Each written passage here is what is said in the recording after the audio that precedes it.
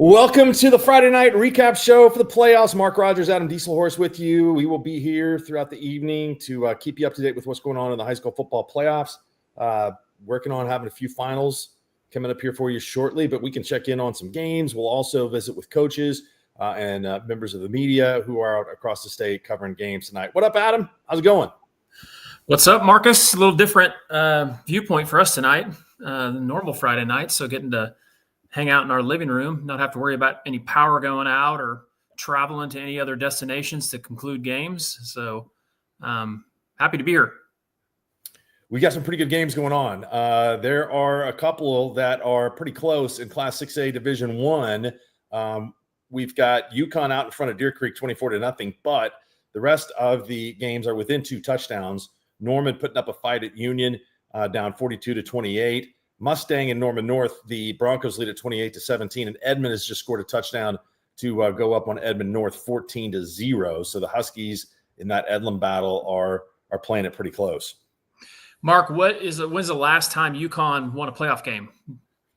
It's been a few years since they got that done. I like this team. I like that program too. I think that they are really on the move in the positive direction. If you look down at the lower classes, they're getting better and better. So I think that Brett Barnes has got that program really going in the right direction.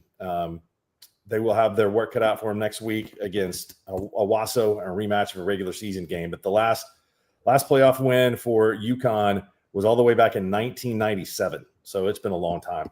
I wondered about that. I've got some good friends, in particular one good friend that has a son. I believe he's on either their 8th grade or freshman team, and I think they won their league. And they're playing Choctaw and a lot of these other schools that have good programs. And so I think you're right. I believe Trent Smith coaches them.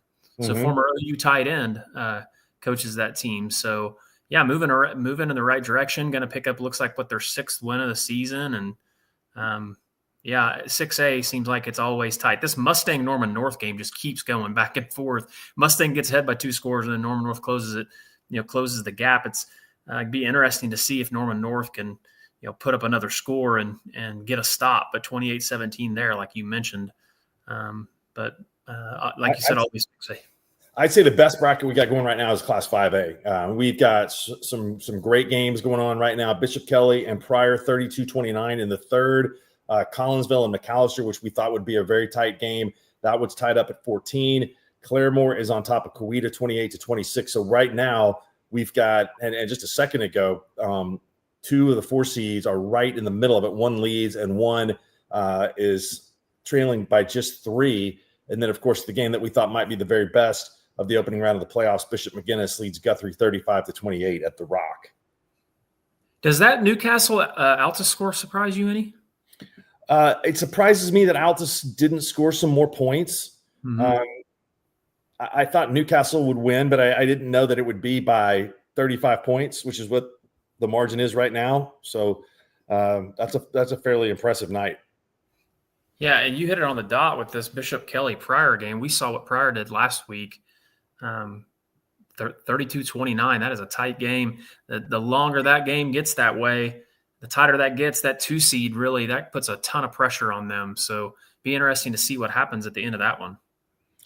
And the Claremore Coweta game, that would be the matchup opposite of the McGuinness and Guthrie game. So that's a pretty impressive portion of the bracket right there. Claremore also has a fantastic mascot. The Zebras. You'd think that the Zebras would be black and white, but instead they're red and white. Yeah, exactly. Should we check in on the Cash and Minko game? Yeah, let's do that real quick. This is pretty cool. I like it. We can pull up our feed and see what's going on there. Yeah, let me see if I can figure that out. So bragged about that earlier on. So there we go. Looks like Minko just scored again, 24-14. 24-14 at Minko. How much time we have left there? Looks like we just started the 4th quarter in that one. So that's the Minko Bulldogs crew Superintendent Kevin Sims on the mic tonight calling that game. So obviously we awarded them one of our 2 game of the weeks. They do a fantastic job. We talked about this game. We thought this was going to be a really good game. Cashin, cut the lead. It was 17-7. Cashin cuts the lead 17-14. And the next drive, Minko just drives right down the field and scores a touchdown. So the Cats are going to have to answer here if they can stay in this game. We got a good one going on in Kiefer tonight between Chandler and Kiefer, 15-12. Chandler is up on the Trojans in that game. Not a lot of other close ones in Class 2A Division I. That's the one where next week I think we're going to see a lot of really, really good matchups there. But the big upsets potentially tonight are in that Class 5A bracket. Oh, I know. I agree 100%. I'm gonna here in a second going to get us queued up on this Kingfisher Lone Grove game. It's tied up 28-all. I hope the Kingfisher crew has got internet. I know they were struggling earlier on, but that'd be a game we can kind of check out here in a second. Berry Hill leads Holland Hall. That would be considered an upset. Looks like Mike Snyder is going to fall short of career victory number 400 tonight. Heritage Hall up big on Seminole, 52-6. That game at Heritage Hall. So I know that's important to Coach Snyder, who's in really good health, and so I would suspect that he comes back next season and looks to win number 400. Golly, I was getting ready to ask what he was at. We made a couple trips over there the last few years. We didn't get to make a trip over there this year, but you want to talk about a cool atmosphere for high school sports. If any of the casual fans are out there and there's a Friday night or a Thursday night that Seminole happens to be playing and your team's not playing or you want to just go see something different, I highly encourage you to go watch a game at Seminole. It's a cool atmosphere. We got a really good one going down in Southeast Oklahoma, long road trip for Wyandotte traveling to Valiant, and it's the Bears on top of Valiant, the Bulldogs 14-12, and that one in Class 2A Division II. Here's this game right here, Mark, that we were just mentioning, Kingfisher and Lone Grove. So it's all knotted up at 28-all, and obviously that's the crew with Michael Swisher down there calling. Look at those lines from Lone Grove. You don't see a lot of black paint. They got the field painted. The numbers are painted. They got the white stripe outline there on the 50-yard line. That is awesome. Well done, Lone Grove. One thing that always amazes me, obviously the Longhorns is a popular mascot, but I feel like per capita, our state has a large amount of Longhorns, considering that's big, probably one of the biggest rivals to the University of Oklahoma. But I mean, we have a handful of them playing tonight. Yeah. Jones, Ellick, Chisholm. Yeah. Lone Grove. Which we were talking about that Chisholm game earlier on. Chisholm was battling with Washington for a half. It was, I believe, 19-6 at halftime, but just seeing that Washington's kind of starting to pull away a little bit in that one. So we don't want to leave out Enola, another Longhorns. That gets us up to 5. Yeah, there's quite a few of them, which you mentioned. Enola, they're up 31-20 right now on Shoto in 3A. And just kind of glancing across this 3A bracket, you already mentioned Heritage over Seminole. Obviously, Lincoln Christian is just all over Jay. Really not a whole lot of competitive games in this 3A bracket outside of the one we're watching right now. Berry Hill leads Holland Hall. Like you mentioned, that'd be an upset for sure. Holland Hall did just score, so it's 21-14. But Cassia Hall's all over Idabel. And then Perkins all over Plainview, 48. I think Perkins is pretty good. Yes. They lost to a couple of games in the district that were close. And that would be a big win for them to go on the road over Plainview and get this done. But Kingfisher's really moving the ball well here. They're getting chunk yardage. I would expect that Lone Grove might be able to do a little bit of the same if they can get it back. But there's a good stop for the Longhorns, gain of only about 3. Trying to look down here in some of our smaller classes. Kind of glance over here at A2 here for a minute. had one going on, a big game going on in Thomas with Ringling on top a little earlier. Yeah, it's Thomas has just taken that lead 19-14. Here's a game that would be considered an upset. Southwest Covenant leads Kanawha 28-24 late in the fourth. Fairland, the team you picked against, I have to bring that back up. Not this week though. Last week, yes. Not this week, but they're beating Wowoka pretty good. Kanawha is a district champ, so Southwest Covenant would be able to host a game coming up next week if they are able to win. How about this one? Woodland, defending state champion, is up on Allen 26-25. I wonder if Woodland's live streaming that game. They are a new network school. I talked to Chad Sotai. You remember Chad Sotai from Moore, right? Sure, yeah. So Chad is the AD there, and he's kind of who got their Skordle network set up. But I think they were mentioned that they weren't going to have space or issue with internet in the box or something like that. So I don't know if they got their stream out tonight, but that's a heck of a game too. I'll tell you a game that surprises me, because a team that seems to always be such a tough out in the playoffs, Healdton is just hammering Texoma. It kind of surprises me a little bit. It really was a great bounce back. It's been a long time for Healdton since they've been pretty good, but they've got a good squad this year. They've won a lot of games in that district and really were a big surprise. I don't think we had them rated very high in our preseason ratings this year. So congrats to them on doing a really nice job. I'll tell you, I just bounced over to B1. Big shout out, just up the road from me. Pawn Creek Hunter gets a W, upsets number 5 Empire, 18-8. So Tanner Bowman, shout out to him. Tom Nelson, he's watching the show, and he shot me a text to let me know that Pawn Creek got the W. Game that's got a little bit of a surprising score is Waurika leads OBA 22-20. So that surprises me a little bit. Everything else is pretty much chalk. Hollis and Pioneer looked like it was a good game. Caddo all over Depew. Dewar just hammers Foil. And obviously Laverne hammers Central Marlowe.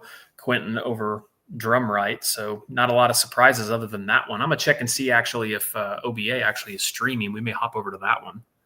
You got to check out the graphics here on this Kingfisher broadcast. They even got a red zone. They got a red zone banner there.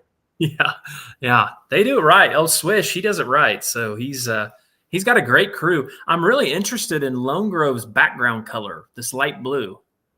I don't know if they updated that or changed that, because I'm not sure that's a Skordle setting, but that's like a baby blue background on the scoreboard. You see that, Mark?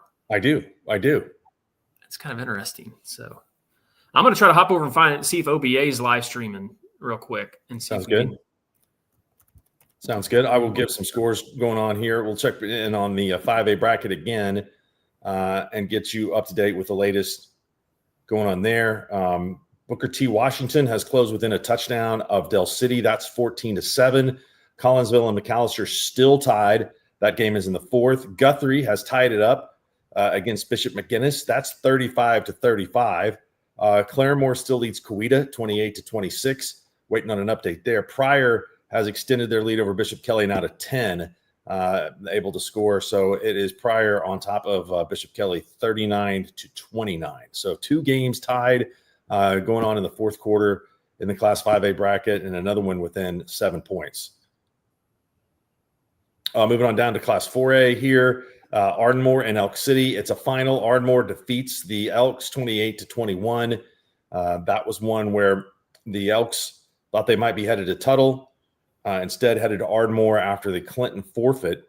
And so we have 2 games final in that classification. Tuttle is advanced 51-6 over Clinton, and Ardmore goes to the second round 28-21. Grove is beating Salisaw 35-14. And then Ada 27, Fort Gibson 20, and a battle of ranked teams in Class 4A. Touchdown Kingfisher. Believe that game just started in the fourth quarter, right? Yeah. So that's going to put K-Fish up by 2 scores. Looked like a little kind of edge stretch run up the sideline. I think really it's just one, right? I mean, yeah, it was 28-all. I think somebody got a little overzealous with the score there and gave them a 14-point touchdown.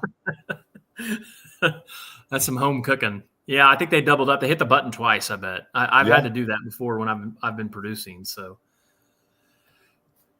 well, we'll keep an eye on this one. I couldn't get that OBA game to pull up. I think it's live. I'm trying to find it real quick. I don't have the greatest of internet here in northwest of Enid, almost a carrier. I'm kind of out here in the country. So, Kiefer has gone on top of Chandler, 20-15. That's the one game in Class 2A Division 1 that's close right now. Had a good one earlier going to Class C, long road trip for the defending champs, Tipton, all the way out to Tyrone. Tonight, Tipton leads at 22-12 in the fourth quarter.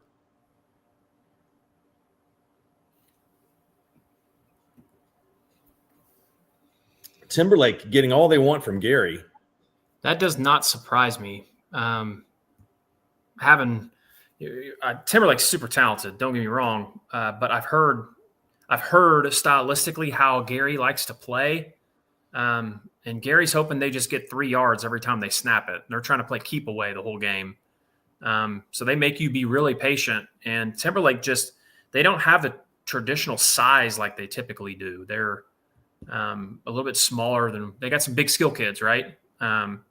The Judd kid, obviously, and a few others, but they're just not as big up front. And when that bracket came out, I had a couple of 8-man guys tell me they told me to keep an eye on that one. I'll tell you another one that's a interesting score is Covington Douglas is right there with Wilson Henrietta. Wilson Henrietta actually just took the lead in that one, and I know that game is actually live because I was watching that one earlier on. So maybe well, I lied to you. We're not going to do that. We're going to go to the OBA game real quick if you'd like to do that for a second. Let's do it.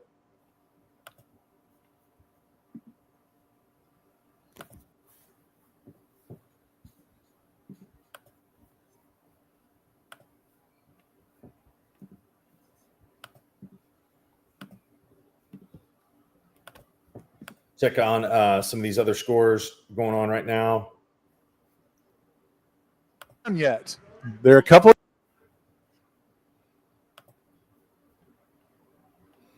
Looks like OBA is at about the 10, so it looks like they're going to have an opportunity to score here.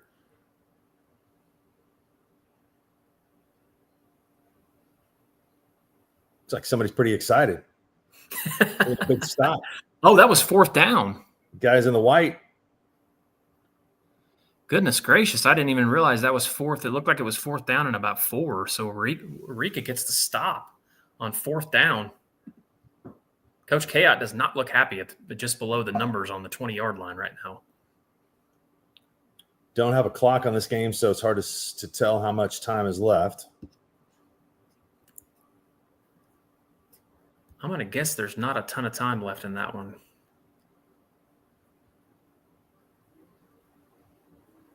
Yep, the Eagles are taking a knee. Wow.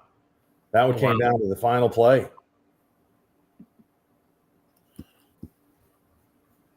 That's a huge win for Waurika. I don't know if does it look like OBA has timeouts, or I can't quite tell. I think they're going to the middle to shake hands, aren't they? Might be. That was so, wow, what a play deep down inside that territory.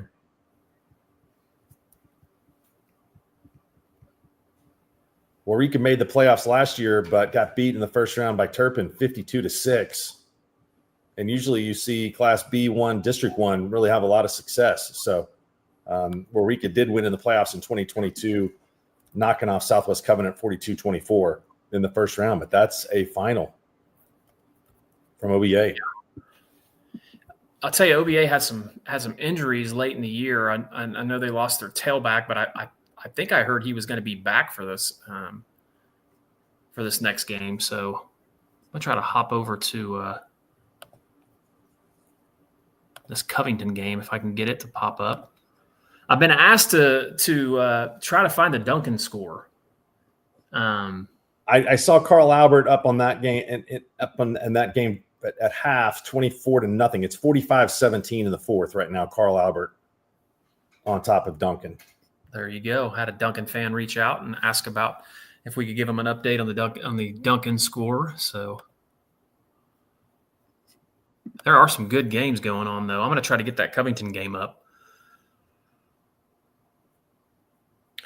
Fourth quarter, Norman is within 7 now of Union, 42-35. Mustang is pulling away from Norman North, 42-17. And Edmond Memorial still slugging it out with Edmond North, leading 13-0.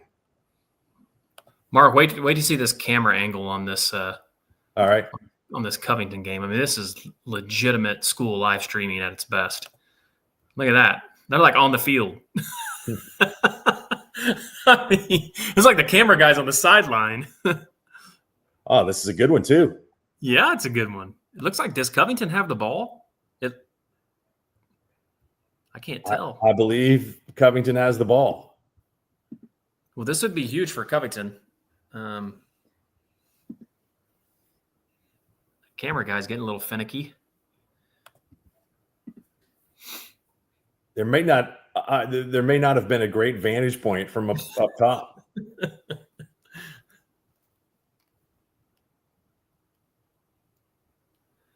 I know Vegas Kerr was taking in the Empire game because he had mentioned to me early on, since we got the night off, he was going to go down there and sit in the box with his dad. So, retired Hall of Fame coach David Kerr still helps Pond Creek out, which I think that was a great win for them. I really do. Pond Creek, they started off slow, and boy, they really finished the year strong with wins over Garber and OBA, and then they pick up a playoff win here. So, man, look at that angle right there. You can't even see. There's a board there in the way. Well, hopefully Vegas Kerr got to play the territory today. It's nice of weather as there was. Yeah, it's gorgeous out. So a couple of upsets in the Class B Division I bracket. I believe that will send Pond Creek Hunter to Yale for a game next weekend.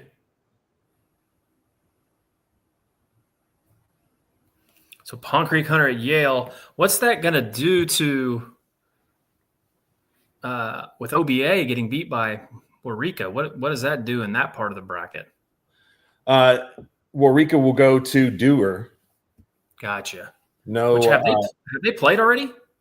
I think they did. I think they did play this year. Well, Waurika, I think that is an example of their difficult schedule kind of paying off. For sure. Well, I know Tony's going to want to get on the show. That game at Kiefer looks like it's going down to the wire, like you mentioned earlier on. 20-15, Kiefer leads. Might have to shoot him a text to see how much time is left in that one. I told Tony that I would send him the link to join the show, so I will do that. Okay, I can handle that. Waurika played at Dewar on the 26th of September, lost 46-0. They also played with Leetka at home, so they're not afraid to schedule some difficult games.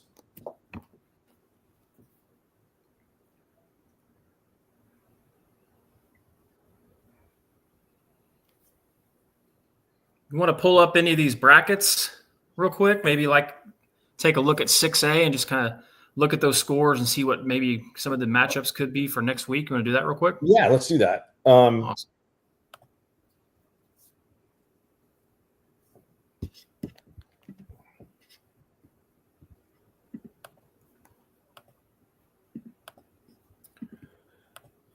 It looks like in the second round, we're going to get a game that we really haven't seen much of when it comes to the Tulsa powerhouses, Bixby and Union. If they're able to hold on, those teams have not played since 2020, and they've only played one time since 2011, and only 3 times since 1981.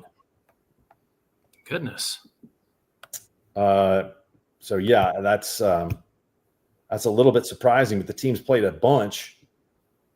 From 1949 all the way to 1979, and Bixby's actually won 20 of the 25 meetings. But that's those 2 Tulsa schools that have been so good have not really traditionally played each other. That would be the matchup if Union is able to hold on to Norman. Mustang and BA would be a rematch in the second round. Mustang lost to BA earlier this year in a low-scoring close game, but they did not have their quarterback playing in that game. And so Jaden O'Neal was out hurt, and that would be, I think, a really interesting rematch to see what the difference would be for Mustang against a BA team that really prides itself on great defense. UConn and Owasso will be a rematch of a game that happened in the final of the regular season, won by Owasso 47-27 at UConn. This time that game will be in Tulsa. And then Edmond Memorial and Jinx is the last game in the Class 6A Division I. That is pending that Edmond Memorial holds on. Yeah, these, like you said, it looks just like Union and Norman are the only game really there that seems a little bit up in the air. If we want to, I can try to queue up a 5A bracket. Edmond Memorial has gone and extended its lead over Edmond North to 20-0. So we get a maroon and white versus maroon and white in that matchup there. Let's do 6A2. How about we do that? Sure. Sounds good.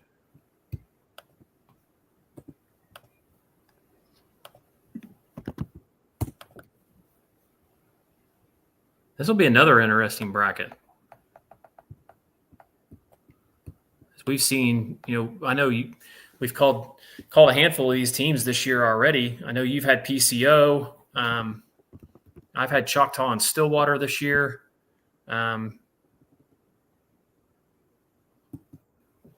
Looking at the scores there in 6A2. Edmond has not defeated Jinx since the teams split.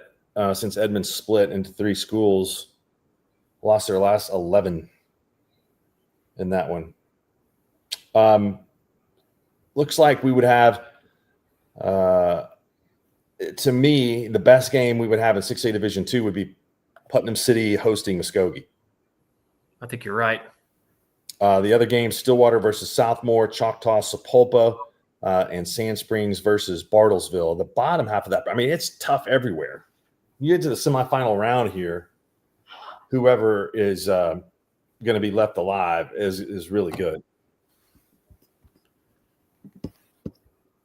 Interesting to see that Choctaw has to, Choctaw's been used to getting that bye.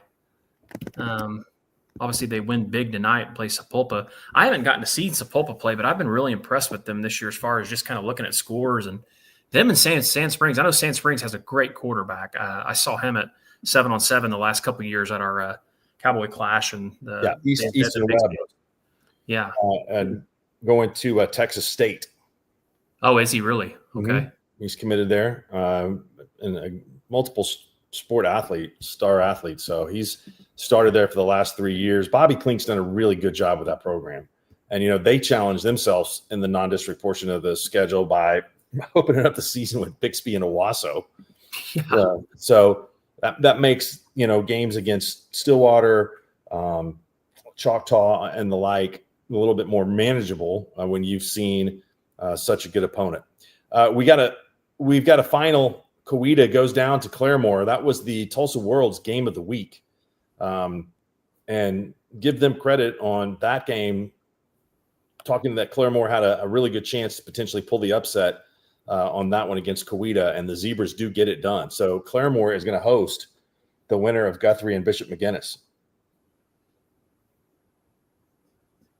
That game is still tied at 35 in the fourth. Looks like we are in overtime in McAllister. Collinsville scored first. They lead at 21-14 there. I'm queuing up the 5A bracket for us here real quick, Mark. Okay.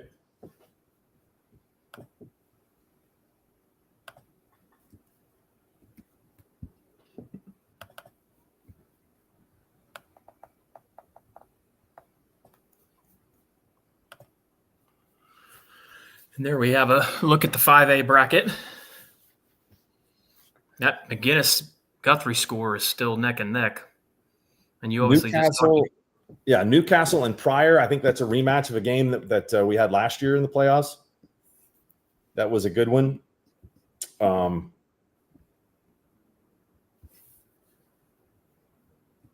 There ought to be a bunch of points in that game, man. Wow. Yeah.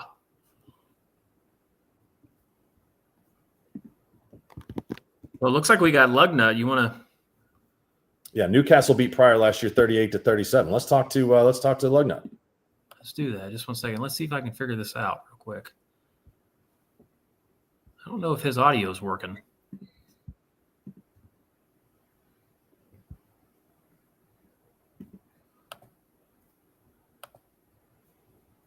Lugnut, can you hear us? Yeah, can you hear me? We got you. What's going on? What's up, fellas? Heartbreaker for my Lions, 20-15 at Kiefer America. We expected that to be a good game. Kiefer finally gets some revenge for that 1920 shellacking that Chandler put on them, showing no mercy. 129-0. Tell us about the game. What happened? Well, Lions hold 3 and out on the first possession and take over at the 21. Just a methodical mark, 10-play drive, took about 6 minutes off the clock and nearly the whole first quarter, and the Lions go up 7-0, and wound up the halftime score was 7-0, and the Lions take it out. And junior quarterback Chase Buchanan had rolled his ankle in the Sperry game and had tried to play on it throughout, and he had been, but coming out in the second half, he was out and had a crucial fumble near midfield. And Kiefer got their first down offensively of the game at the 4:12 mark of the third quarter. And they go down to score. And as the kid crosses the end line, he spins the football for a personal foul. And it backed him up 15 yards. And they missed the PAT for a 7-6 game. We get it again. And once again, we turn it over and they go score. And the 2-point try is good. And we go score, and it was just a back-and-forth effort, and we have the ball at the 9-yard line with 39 seconds left, and we throw a pick in the back of the end zone to have a final score of 20-15 in favor of Kiefer. Still a good season for Chandler, right? I mean, you guys – It was a year in which the overall numbers were down a little bit, but – Right. Yeah, go ahead. Sorry. No, you're good. I was just saying, I mean, like it lost to Southwest Sequoia in a close game and a loss here to Kiefer in a close game. I mean, there's nothing to hang your head about on those. Yeah, we lose at Lone Grove in week 2, and in weeks 4 and 5 we lose to district foes that I haven't seen Sequoia score, but I'm sure Metro won tonight, and they'll be moving on. But and then we beat a good Clinton team that went to total tonight, and you're right. Our numbers were atrocious this year, and for 2A1 football, I mean, tonight, Mark, and Adam, we had 21 kids suited up on the sideline, and 2 injuries for starters, and it's just our kids. I'm so stinking proud of them. They were down, and we get a 40-yard touchdown run from Darius Wade, who there's not enough accolades for me to give to that young man for the season. He took over the running back spot when we moved Buchanan to quarterback, and he's going to end the season with close to 1,100 rushing yards.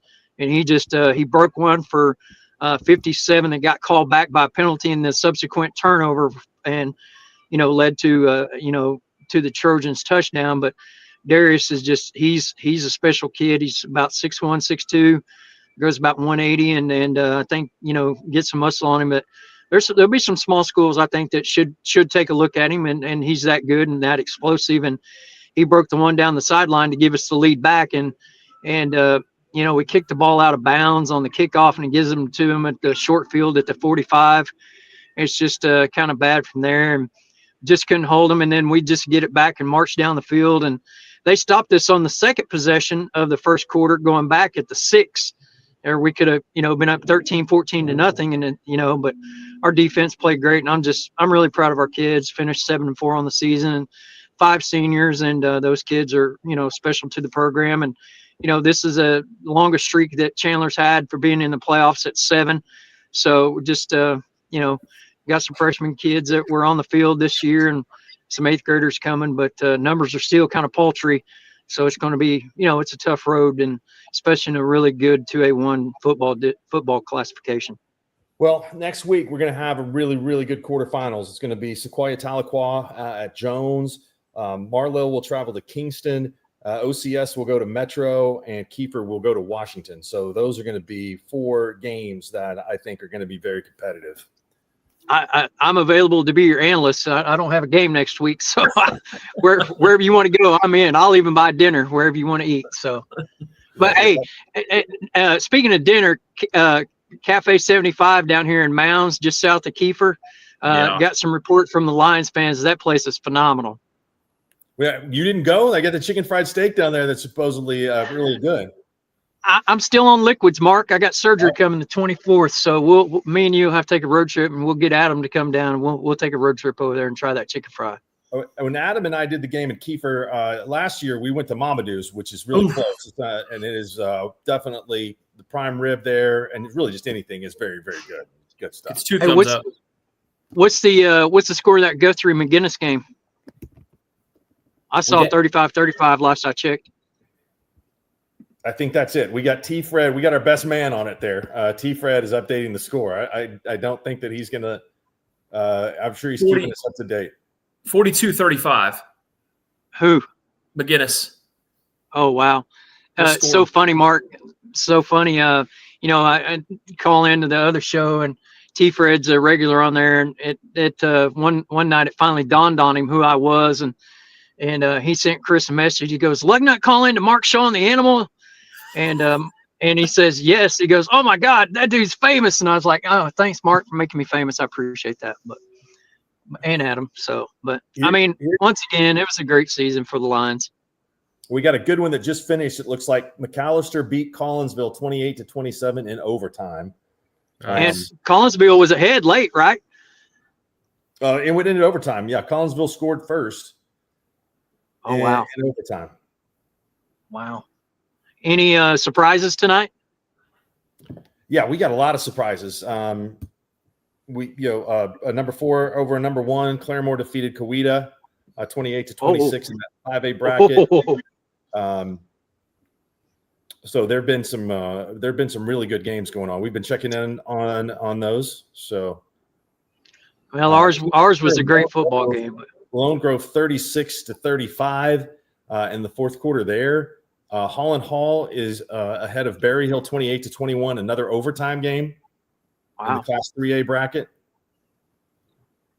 So Coweta went down, huh? That's the first district champion to lose tonight. So, wow, that's kind of shocking. I thought they would roll over Collinsville. Shows you what I know, huh? Pecola Pawnee 24-20. That's a final. So it looks like Fairview will host Pecola next week in a game with the team getting on the bus, having to travel quite a ways there. So, yeah, starting to get a lot of finals coming in here. Love it. How about – we appreciate it. Anything else? See you guys. No, just proud of my Lions is all. So we'll see you. Talk to you guys later. Hey, we appreciate the report. Yeah, here's another upset. District champ going down in Class A Division II. Southwest Covenant knocked off Kanawha 28-26. The defending champ was eliminated tonight in Allen. The Mustangs really put on had a great season, came on strong in district play, and Allen defeated Woodland tonight 31-26. And Thomas holds on after trailing Ringling to win 19-14. Those are two very, very proud high school football programs in the state of Oklahoma in the small classes. Do we want to get Tyson Bliss on from Minko? I sent Tyson a link. Is Tyson ready? He's ready, man. He was waiting on us, so I'm going to add him in right now. Oh, that's sweet. Tyson had to pull his tractor out there from Country Equipment. So right, yeah. Can you guys hear me? Yeah, we got you loud clear. Okay, all right. I'm in the pickup, and I didn't know. So, I mean, the play of the game was Minko got the ball to start the second half, went down and scored, and then they went up there 14-10, and they called an onside and got it, and then went and scored from there. So that's kind of where they took control of it, and then it was back and forth from there, and they held them on the 10-yard line at the end of the game to win 24-14. But it was a good game. You were impressed with Cashin's quarterback? Yeah, he's a stud. Yeah, it took, 4 to 5 dudes every time to get him down. Of course, Minko's running back is the same way. If you've ever seen him play, that Valdez kid is the real deal. He's good. So. Got to feel good for Minko after losing last year in the first round of the playoffs to get back and the winning side of things. And we mentioned that they've been over the last 15 years in the playoffs, they'd won 10 first-round games. And so that spans even a little bit past Coach Wardlaw, but that's a impressive feat for a program. Yeah, and I'm just getting into it. My son's just in 8th grade, but Wardlaw became, got his 100th win and was like the second youngest coach to ever do that in Oklahoma high school football or something crazy like that. I don't know if you know that stat, but it was pretty impressive. So, yeah. Yeah, that we had remarked all week that was a great matchup of coaches. There, you got Lynn Shackelford, who's at 200 in his career and went over that mark this year. So, yeah, wow. that's a really good group. Really good group there. Yeah, but it was a good game. I'm not sure who's next on the deal. You probably know that, but I do. I can tell you. You guys will be headed out on the road next week. And we'll be headed for Tonkawa. Okay, what's that look like, you think? A really good team. Tonkawa and Fairview had a good game earlier this season. First-year coach there, Trenton Harmon. Really good coaching staff up there and a lot of tradition. So I'll get you hooked up, Tyson, with a good place to eat next Friday night. Yeah. You're gonna have your choice of a bunch of places. You just have to get there a little early and get to Ponca City. Oh yeah, we can do that. So, well, I appreciate it, but that's that onside kick did it. It totally changed the game. So it was a good call. So thanks for checking in. All right, see you guys. Thanks. I appreciate it. Thanks, Tyson. We go. We got Superintendent Kevin Sims from Minko, who also calls the broadcast for the Minko Bulldogs. We're gonna have him jump on. Mark, is that okay? That's great. Sounds good. Awesome. I have him jump on now. Coach or Mr. Sims is joining us from the field, it looks like. Man, I tell you what a game. 2 really good football teams tonight out there. I think, the difference in that football game was we won the third phase of special teams on that onside kick. That really changed the momentum of the game. And going up 2 scores was huge. And I tell you, they didn't have an answer for Valdez or our offensive line. We really took control at the line of scrimmage in the second half. Cash is a darn good football team too, so we'll take this win. Yeah, I would say so. What's been the difference for Minko? You lost that game earlier this season at Wynnewood against a really good football team that is undefeated. But your guys have really rallied and come on and played well since. Well, I think you just mentioned it, Mark. Tonight, there were 2 great football coaches on that field with Coach Shackelford and Coach Wardlaw. And I think Coach Wardlaw does a really good job, has done a splendid job this year keeping the boys grounded. You can't get too up. You can't get too down. You just play the game of football the way you're coached to do it. And I think that's what they've done all season. And we've really, in most of our games, been able to control the line of scrimmage. Tonkawa, I don't know much about them other than they're pretty darn good. But I also know that Minko is pretty darn good. So I think it's going to be a great contest again next week. There's no gimmies now. It's going to be, to win, you're going to have to play well and play hard. And then have things go the right way for you. You have to have a little bit of luck involved too. But I'm excited about where we're at. And I think we'll go up there and play well. Don't you, Adam? Yeah. Hey, Mark and I have been saying all year that, obviously we have a lot of great classes in Oklahoma football, but Class A and these second round matchups in Class A are gonna be phenomenal. Yeah. That you guys' game against Tonkawa, you better bring some bags of ice with you and some towels to clean up your bloody nose because those 2 teams are gonna hit each other all night long. So and that's something that just Minko.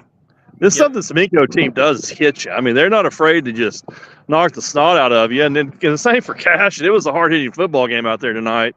2, it's really not a shame. That's just the way it is in the playoffs. But usually you don't see a matchup like this in the first round, And I hate to see Cassia not advance because they're a really good football team. Yeah, I think there's going to be a lot of teams in that class. It's going to be really difficult. I mean, every week you're going to have to earn it. Each week, first time ever for Minko and Tonkawa to meet in football. So that's pretty interesting. And I can tell you one thing. I don't know. Minko's going to go up there and compete, fellas. They're going to go compete hard, and we're going to have a chance to win that football game next week. I really believe that. Absolutely. I Hey, believe Kevin. it too.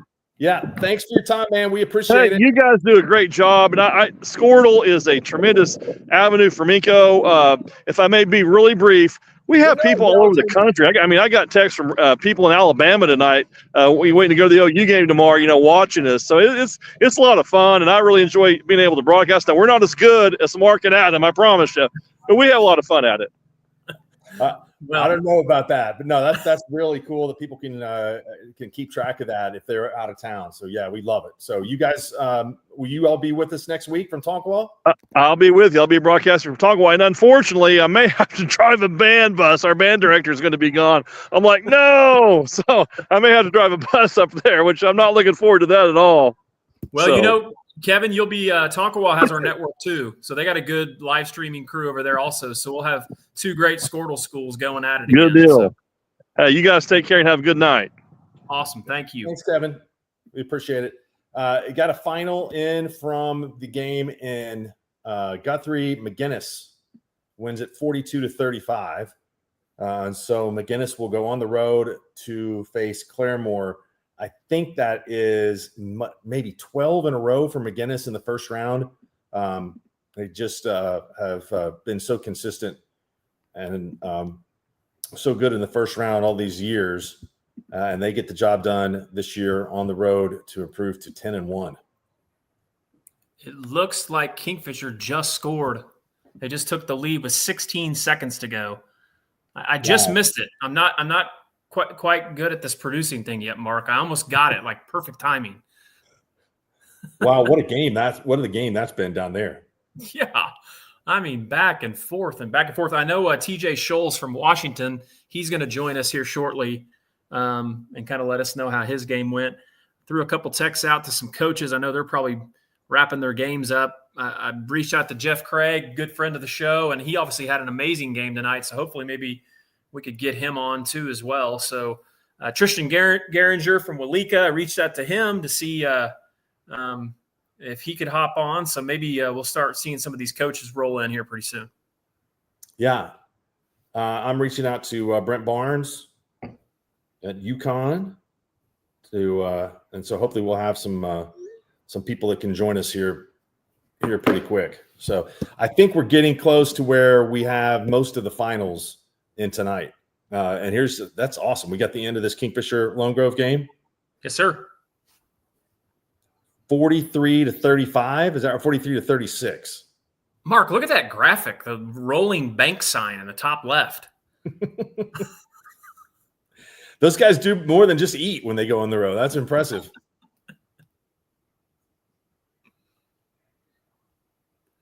Well, we've seen some crazy things happen. Oh, goodness. Well, that was a big hit. They're going to have to go 70 yards to get that done. Wow, what a night so far. I mean, a lot of these games, close games, going right down to the wire. Booker T has tied up Del City. Oh, good. Wow. 28 all. That's got to be the bracket of the night right here is Class 5A. That has given us the most surprises and the best games. And I don't even think it's close. So not much. There can't be much time left in that game at Calsu Stadium. That's a good one. It looks like there is 9 seconds left in this one, Mark. Lone Grove is obviously going to call a timeout. So, well, that Ada Fort Gibson game was a heck of a game. Ada wins. Ada does win, 34-27. Salisaw, Grove got up big on Salisaw. Salisaw scored a couple times and got back in the game, and then Grove kind of extended. I've heard a lot of really good things about Grove. be interesting to see what they do second round. Grove will go to Tuttle next week. And so the 4A matchups in the quarterfinals will be Ada traveling to Elgin. Should be a good one. Same side of the bracket. Ardmore goes to Cushing. Ada and Cushing had that great game last year in the playoffs. Grove will head to Tuttle, and Weatherford will make the long trip to Broken Bow. Whew. Weatherford to Broken Bow. What's that distance? Let's watch this last play before we have TJ join us. Whatever you got here, hook and lateral, whatever. Oh, goodness. Quarterback scrambling, throws it up. You got to get rid of it. Oh, he doesn't. That's going to be the gamer. That's it. K-Fish with the dub. Wow. What a game. Let's bring in TJ Scholes from Washington. What's up, fellas? How's it going? What's up, TJ? How you doing? Doing good, man. Just got done leaving the stadium and getting set or taking everything down. So good win for the Warriors. Chisholm came out. They're throwing punches early. Kind of had the Warriors backpedaling. Connor Quintero throwing the ball around pretty well to his receivers and testing the secondary, but the Warriors were able to turn them over a couple times in that second quarter and turn the game around. Yeah. What was how was the crowd tonight? It was good. A lot of numbers. Like at halftime, I went around and saw a bunch of people, but really on the Washington side, kind of reserved. Thought there wasn't a whole lot of energy, and I think that kind of might have helped lead into the slow start for the Warriors. And we had Coach Beller on at halftime, and he thought the offense and defense didn't do what they needed to do to start off with, and Chisholm took advantage of that and was able to take the lead in the first quarter. But the Warriors responded and played like the championship team they are, and came back with the victory. TJ, we had. Yeah, go ahead, Adam. I was going to say, you mentioned Chisholm. I'd like to give Chisholm a shout out. We had them earlier on in the year. I think they've improved a lot over the last couple of years, and they've had to. They struggled for 2 or 3 seasons, and just very uncharacteristic of that program. That program's always been super competitive, and Coach Condor did a great job. And you're right. And they've had some injuries too. I believe the Haney kid was back tonight. That kid is a talented kid. I don't know if he was 100% or not. He really banged his ankle up pretty bad. But I think that's a good test for Washington early, because I knew Chisholm would have some physicality and have some athletes and be able to at least push them a little bit. I think that's probably good for Washington to get that start the playoffs. Yeah, whenever I first started helping out on broadcasting with the Warriors, we saw Chisholm a lot. Went up to Chisholm, I believe my second year at Washington, and they gave it to us. And then the next year we went up there and beat them in the playoffs, knocked them out, and then we had them in district play. And you're right, Adam. And I was in Enid for 5 years, and while I was up there, me and Lane Jones would actually go and do some Chisholm games with Tom Nelson. So I knew Tom from back in those days for the radio station up there, and so they were always talented, and it's, like you said, a physical team. And so it's good to see them back in there, because they kind of fell off a little bit. Probably had a 4-year stretch where they weren't what they were used to being. And like you said, Coach Condor coming over from Enid has done a great job, and I was impressed. They going into the game, whenever we picked it on the other night, I would, just by looking at scores and talking to people, I didn't think Chisholm was going to be much of a test. But I was surprised. And Quintero kid can throw it. He's got some good receivers. The Manu Smovic, whatever his name is, Smolinski, he's good. He's talented. That dude's a big kid. I don't know if he's got any looks, but he's a good looking kid out there on the receiver tight end position, and he gave us fits. And then finally our defensive backs started just making plays on the ball and picked off Quintero 3 times, and that was kind of the name of the game after that. Creed Bear still having as good a season as he did last year as a freshman? He's struggling. I wouldn't say struggling. You lose Nate Roberts and Mason Singletary at those receiver positions, and so he's kind of working his way through there. numbers aren't as good as far as touchdowns and interceptions go because they only had 2 interceptions last year and like 40 touchdowns. But still slinging the rock pretty good and starting to get comfortable with his new weapons. Cade Babcock made an incredible catch. If you guys were able to watch it, we replayed it like 3 times. I mean, just extending out. And then Jackson Mays is coming in. And of course you got Case Alexander, who had a long touchdown pass tonight. Just an incredible athlete. And so I think he's starting to settle in and trust his other receivers. And I know Coach Beller was wanting to make a point of it early on in the season to, don't just try to pick your favorite receivers and throw to them. Try to develop some chemistry with your other guys.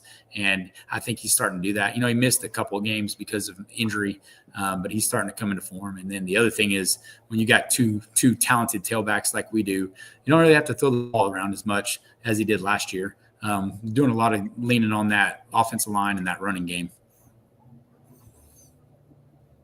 Yeah, fantastic. That's sounds like it's an exciting game. Kiefer coming up next week, coming to Reed Field. Yeah, I mean, we did that on the Pick'em show with that game, Kiefer and Chandler, and just doing a little bit of research. Sounds like the Worley kid's a real deal, and so that's going to be another test for the secondary, and we'll see what we can do. Last year we played him here at Reed Field, ran away with it pretty early. The game got away with it. I had to actually leave early to go because it was the week before Thanksgiving. I was heading up to see my dad in Wisconsin, and it was out of hand by the third quarter. And my partners were like, "Why don't you just go? We're leaving at 10 o'clock anyway." So I checked out because the game was over.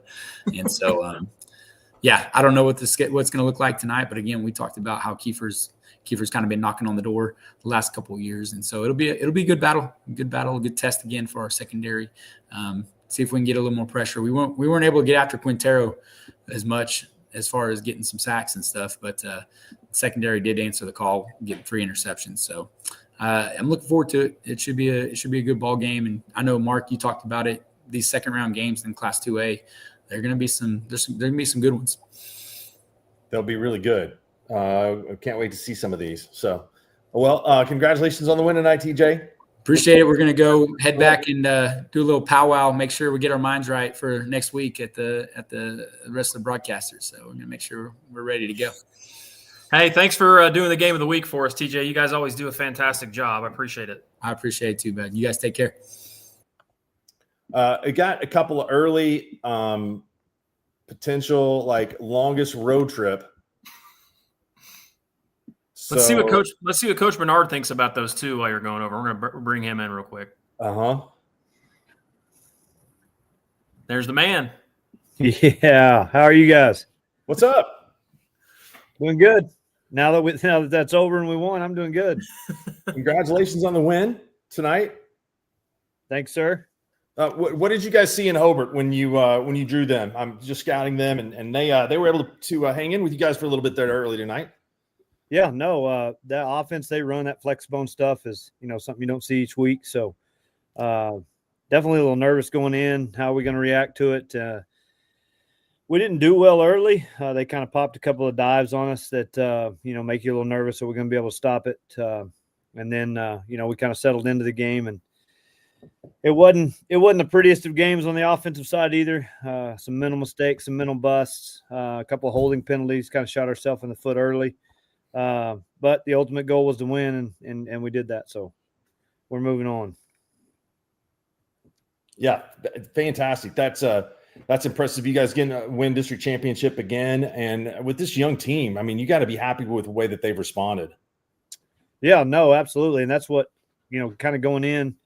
We worried about. This is the first real playoff game some of them have been in. So different atmosphere, different feeling coming in. So. Maybe some jitters early, and maybe that was the point of our struggles. But ultimately they kind of settled in, and we got it done. You guys are going to host Pecola, a team that has had a really good group of athletes the last few years. Been playing in the state basketball tournament, and they've been really good. They're also good on the football field. So, what do you? I don't want to take away from you celebrating the victory tonight, but what do you know about Pecola? The film I have seen of them, athletic all over the place. We actually finished our game early the night they played Rejoice. So to get to watch them for a quarter of that game. Athletes everywhere, spread the ball around. Physical. All those good teams are like that. They will be a handful. We're just happy we're playing them here and we don't have to drive to Pensacola. This will be what, year 2 that Pensacola. I mean, obviously Pensacola is probably happier they're not driving all the way to Hooker, but they went to Hooker last year, right? Round 2. Yeah. So it's at least 3 hours shorter. That's true. I guess they look at it that way. Yeah, for sure. I got some distances for you of games that we will have in the coming up this weekend. The trip for Pensacola to Fairview is 280 miles, but that is not the longest bus ride that the team is going to have. So I'll go up in ascending order. Weatherford to Broken Bow, 305 miles. Ouch. That's a long way. And then we've got 3 that are really close. Caddo to Laverne, 332 miles. Rejoice and Hooker. Oh, yeah. Hooker's going to go 337. And then the longest trip that I see next week is the Fairland Owls going to Mangum, 339 miles. I mean, that is the extreme northeast portion of the state to the extreme southwest of the state. Yes. I'm glad I'm making the trip for a mile to get to the stadium. So I'm going to be okay. Yeah, for those kids at Fairland that live up there on the shore of Grand Lake, I think Mangum's probably going to look a little different to them. It will be different. It will be a different landscape. It will. Anything else you want to add, Robert? We appreciate your time. Thanks for coming on the radio show this week too. Appreciate that. Only thing I'll tell you, and I know you guys are kind of stat guys. Haddon Miller, 323 yards receiving tonight. What? Oh, yep. Oh, 323 and 3 touchdowns. I mean, it's going to be tough for him to be beat in the Skordle Player of the Week. Golly, yeah. 13 catches, 323 yards, and 3 touchdowns. You know how many yards we threw for? 360. So that's great play calling, Robert. Yeah, it was a lot of Haddon Miller. Wow. That sounded like whenever Leach had Crabtree and he would just throw the fade to him every time, right? Yeah, we did throw a lot of those tonight. So they'll be seeing him on the bus. Yes, it was a good night. It was a good night for Haddon. Awesome. Well, congratulations, Robert. We'll talk to you again soon. Appreciate it. Thank you, guys. Robert, you bet. Yeah. Thank you. Yeah, it seems like tonight we've had more close games than potentially normal. So what a night. Oh, it's been good. Looks like Coach Powers from Mangum is going to hop on with us here in a minute. So I like it. See if we can get a final there. Del City knocks off Booker T. Washington 34-31. 34-31. Man, that was a heck of a game. That was not expected. The Eagles, they played earlier in the season. It was all Del City. And so the Eagles are able to hold on and win in that one. And they will travel to Lawton next week to take on Lawton MacArthur. See a couple comments over here. Craig Bartell, shout out to Craig, good friend of mine. He's following along in the comments. So if there are any questions and anybody wants to mention any games they'd like us to cover or talk about, we obviously be more than happy to talk about those. So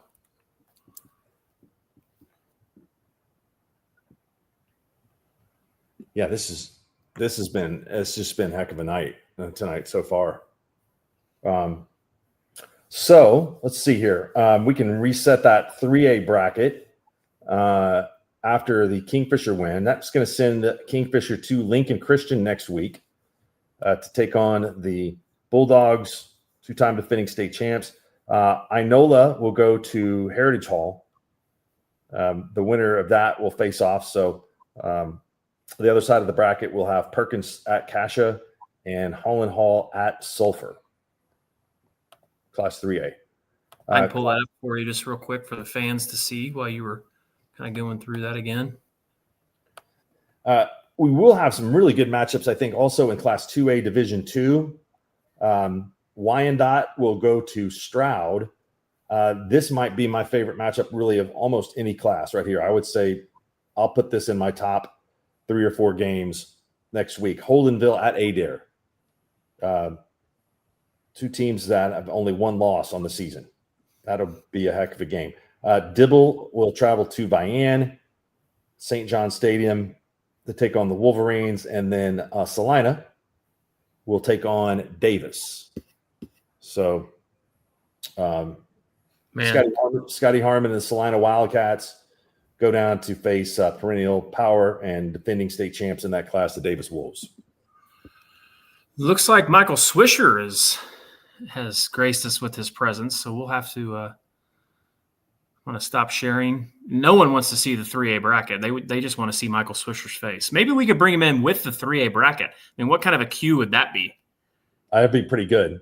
Okay, I mean, let's see if we can do this. Production skills are getting better by the minute. I'm going to try this. There he is. He's here. Let me see if I can do this real quick. Swish, watch my skills real quick.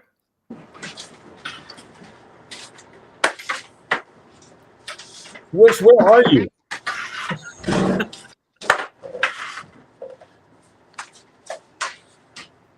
Can you hear us, Michael? I hear you. Are you in a closet? Where are you at? I feel like I'm in a closet. Can you hear me okay? Yeah, we got you. Okay. Got you. Yeah, we just finished up here, so it was a crazy one here.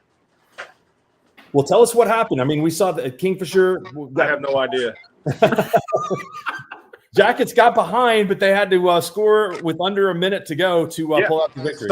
So the game started crazy and ended crazy. It started, Kingfisher takes the opening kickoff back for a touchdown and gives up a touchdown drive, and then Lone Grove kicks off the Kingfisher and gets another touchdown on the kickoff. So up 14-7, hadn't even run an offensive play or scored a defensive touchdown.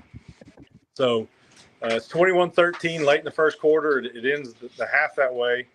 The teams just trade punches in the second half, and Kingfisher's up, I guess, up a touchdown with about a minute and a half left, minute and 45 left, and Lone Grove gets an 80-yard touchdown on 3rd and 10.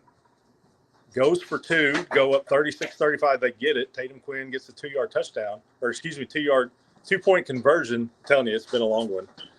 And so I think with a minute 44 left, Lone Grove's up 36-35. With 58 seconds left, Kingfisher's got a 4th and 15 at its own, I want to say, 41-yard line. And Jet Birdwell finds Cason Blair for a 56-yard pass to about the 3. And a couple plays later, Cason Blair takes it in, and then the two kind of swap roles, and Cason Blair throws a 2-point conversion to Birdwell to end up 43-36. So it was a crazy game, one that, you know, if they don't complete that pass, it's over, and Lone Grove's going to Tulsa next week. But now it's Kingfisher instead. Wish, is somebody doing laundry in the background? Well, I've got my B crew there.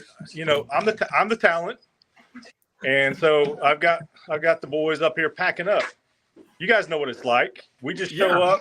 We show up, look pretty for the camera, sound really good on the air, and make everybody else do the work. Where was the pregame meal tonight? I'm telling you, we've never gone wrong there, so we can't stay away. We go to Two Frogs, man. It's really good. It's convenient right off the interstate, but it's steak, catfish. Well, one guy gets fish sticks. Steak, catfish, ribs, fried chicken. Yeah, I mean, I'm not going to name him because I don't want to embarrass Kenny Lunsford, but he gets fish sticks every time we go. Do they have to go to the IGA to get those special for you guys, or are fish sticks on the menu? Well, it's on the kid menu next to the Dino Nuggets. Okay, that's good. Hey, Kingfisher, what's been the difference this year? I mean, I know that it's a tough non-district schedule that they play every year. They seem to be playing some pretty good football right now and had some really competitive games the last few weeks, so they're kind of getting tested now. Yeah, so they've got really good skill players. for the most part, they've been able to avoid the big injury bug. But the offensive line was very young and inexperienced, and they've kind of had to tinker with it all year. But they've gotten better and better. So the offensive line just kind of coming around a little bit for them has really been the difference for them. Because Lone Grove's got a really good defensive front, and Kingfisher held their own against them tonight. So I think the offensive line being able to really improve, it's been a big step up for them because they've got the skill kids. It's just whether or not that O-line was going to be able to make plays. Lincoln Christian, that's going to be a tough assignment. Don't know much about them. They any good? They're pretty good. They're pretty good. Yeah. Coach, father, son, quarterback, head coach, and then just loads of players in depth everywhere. Yeah. So the last time Kingfisher won a playoff game was here in 2022, and we got to go to Lincoln Christian after that. It went really well for Lincoln Christian. So Lincoln Christian gave up 3 points in their 7 district games and pitched a shutout tonight. So yeah, it's definitely going to be an underdog role for the Jackets.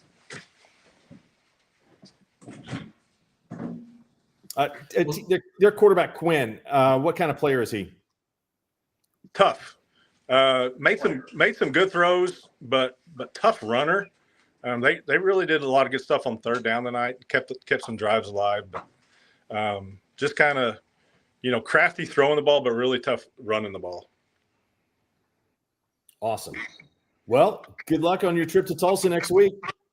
Yeah, I think we're just going to drive straight there right now. So see you at the Hard Rock. All right. Thanks, Wish. You bet. See you guys. Appreciate the time, Michael Swisher, there with Kingfisher. Well, what a game. That was a good one tonight. Yeah, it was a good one. Back and forth the whole time. Big win for Kingfisher. Kingfisher's been just these last couple of years, they struggled there to their standards. And obviously having a lot of familiarity with that community and family members there, I know they're really excited about this season, and I know they're excited about what they have coming. I hear that you hear that a lot, but I hear their youngsters are really good and have a lot of talent. So I think you're going to see Kingfisher making some noise, obviously here in the future. So I sent about 20 text messages out, and now we got people waiting to get in. So Mark, we're gonna have some good guests coming on. We got Coach Powers from Mangum. We'll probably bring him in next, and then we got Coach Harmon from Tonkawa, and then we got Coach Taylor Sweatfigger from Adair. So we got a mix. So you want me to queue up Sam first? Let's run them through, man. Let's do it. All right, Coach Powers, make sure you unmute whenever I get you on here. All right. All right, here he is. Sam, what's up? What's up, guys? How's it going? Good. How are you doing? Doing well. Thank you. Tell us a little bit about the game tonight. Man, just came out on fire. We told them they had to start fast. Wilson's a physical football team that gets in the eye and just runs it down your throat. Our guys came out, opening kickoff, covered an onside, scored within 30 seconds, and then it just kind of rolled from there. Put our 2s and 3s in about 8 minutes with 8 minutes left in the third quarter and just let it roll out the rest of the way like that. I think it was 44-7 when we put our subs in, and then finished 57-21. So that's a rematch for you guys. I mean, is it kind of a litmus test for your team to know how you played against them at the end of the year as opposed to the beginning? Yeah. It was a little bit different. They came out in some different stuff against us, but you could tell that both teams have really improved and are finishing their seasons the right way. So tell us about some of the guys on your team that have played well for you this year. Right. I mean, the number one, I think we talked at the beginning of the year is Remington Laughlin. We finally got him healthy and he's kind of balled out. I think he has over 2,000 yards passing, over 600-700 yards rushing, and accounted for 35 of our touchdowns. We have Curtis Henley went over 1,000 tonight running the ball. Zeke Rogers has had an incredible year, over 10 touchdowns receiving, 800 yards receiving. And then defensively, Cooper Curbo I think he's at 130 tackles or more right now. So he's averaging like 15 a game. So it's just been it's been a really good season for a lot of guys involved, a team effort truly. It's a good thing for you that it's 2025 and not 1995, because you'd have to drive a long way to exchange film with Fairland. Amen. Yeah. Amen. 5.5 hours, I think. Yeah, that's the longest trip I think anybody makes next week. They're coming 339 miles to your place. And so, that's not necessarily I think you're familiar with Coach Laverty, right? A little bit. Yes, sir. Absolutely. So, but not a team that you might just like get a chance to see if you're not playing one Friday. Yeah. Good ball club, though. Coach Lab does a great job, and I'm excited for the opportunity to get to compete against him on the field. Those guys do a good job. Quarterback's a stud, so we're excited. Awesome, man. Well, congratulations, Sam, on the big win tonight. Thank you. Appreciate you guys. Thanks for having me. Yeah. You bet. Thanks for coming on, man. Yes, Sam sir. Thomas, the coach of the Mangum Tigers. They're a big win for them tonight. All right, who's next? Coach Harmon, Tonkawa. Looks like I got a player with him, too. Sweet. Yeah. You guys got me? We got you. Man. Cool. I got Kason Johnson, quarterback, here with me. Kason, tell us about the game tonight. It was a good win. We executed really well. I thought it was one of the best halves we played this year. The line was on turns with each other. The receivers were doing their job, and everyone just executed. He's being pretty humble. Kason balled out in the first half tonight. He had a great half. You guys handled Haskell pretty easy. Give me a little scouting report on him and what makes him a good quarterback for you guys. Just the fact that he managed it. Kason's a gamer. Kason didn't play last year. We begged him to come play and ended up being our starting quarterback for us. And the reason he's good is he just competes. He takes care of the ball, and then he just wants to win. So one of our best leaders. We love him. And tonight it was clicking on all cylinders for him. Trent, you guys have played a tough schedule. I mean, you've seen some teams. You've seen Stroud earlier this year. Within your district, there's some really good teams, including Pawhuska and Pawnee. You saw Fairview. Kind of break down Class A for us and some of the teams that you guys, next week's opponent will be Minko coming to Tonkawa. We talked with them earlier tonight after their win over Cashin. So how do you see this class shaping up right now in the quarterfinals? Yeah, it was a crazy tough schedule. All my hair's falling out, if you can't tell from it. It's been nuts, but it's been brutal. Front half was really tough, and then we had Pawhuska in the middle and Pawnee at the end, and now we're rolling into playoffs. You were talking about Class A. I think it's wide open right now. There's so many good teams across the board. I mean, I was checking at halftime. Morrison was down, I think, a touchdown to Rejoice at one point. I mean, it's all over the place right now, and it's every man for himself now. I mean, second round, everybody's going to be in a dogfight next week. And I think in the class, a lot of teams, you've got Rejoice that may like to throw the ball, but there are a lot of teams that really just like to play in a phone booth, right? I mean, they're just going to come out there and try to get after you. Do you guys prefer that kind of a matchup? I will say I think we're blessed the fact that we can match up with multiple things. I've been here 1 year doing defense. I feel like I've seen every offense under the sun in one season. We've seen spread in Pawnee with their stuff. It's all over the board, but our kids do a really good job of adapting to it whenever we show them what's up each week. That's awesome. Well, congratulations. Making K County proud tonight. Yeah. A big win. Thanks, Coach Harmon. Thanks, guys. Appreciate you guys. Thanks for having me. Thank you. See you. See you guys. That's a team to keep an eye on in that class. Absolutely. They're going to be right there. So Tonkawa, Fairview, Pecola, Minko on the same side of the bracket with Pawhuska, Wynnewood, Hooker, and Rejoice on the other side. So we got a rematch of the state championship game last year coming up here in the quarterfinals. Class, we talked about it from the beginning of the year. I mean, I think all the classes are great once you get past the first round. We're getting ready to bring Coach Sweatfigger on, and I think their class, I think these second round games in their class are going to be phenomenal too as well. So that's what it's supposed to be like. I know a lot of people complained about splitting the classes and everything, but I do think it creates like immediate second round games that are just uber competitive across the board.